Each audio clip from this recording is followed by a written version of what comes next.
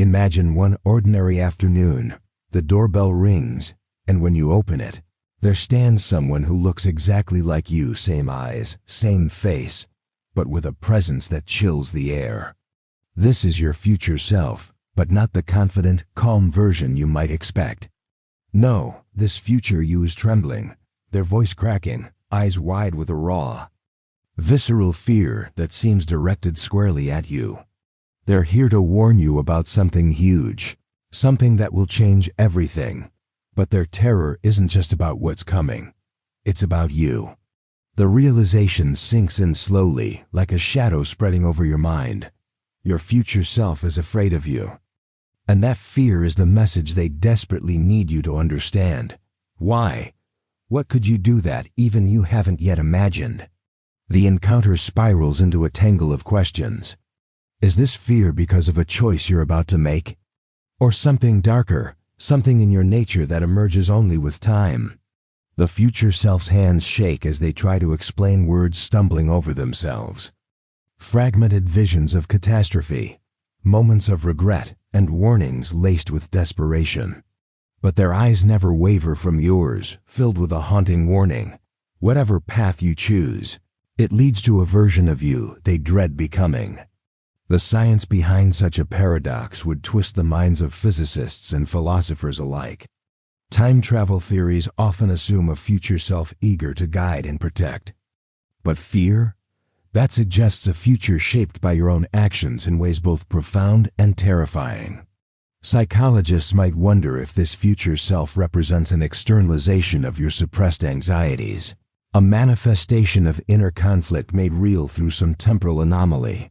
Is the future self a harbinger of consequences you haven't yet faced, the embodiment of your mistakes? Or perhaps the cruel irony of choices made in desperation? Socially, imagine the ripple effects. Revealing such a visitor would shatter lives and governments. Would you trust a version of yourself so scared, so vulnerable? Or would you recoil, terrified of the person you might become? Families might fracture under the weight of doubt. Friends might question who you really are, not just now, but in the years ahead. And what about society at large? If everyone's future selves appeared, terrified or otherwise, would humanity spiral into paranoia or unite in urgent change? Emotionally, this meeting is seismic. You feel a jarring collision between who you are and who you might become. The familiar reflection in the mirror becomes a stranger. A warning beacon wrapped in your own face. The future you might have scars, physical or emotional, that you cannot yet comprehend. You sense their desperation, the haunting knowledge that they tried to change things, but some forces are stubborn, some fates unyielding. There's a deep loneliness too. Your future self has lived through outcomes you have yet to face, carrying the burden of foresight and regret.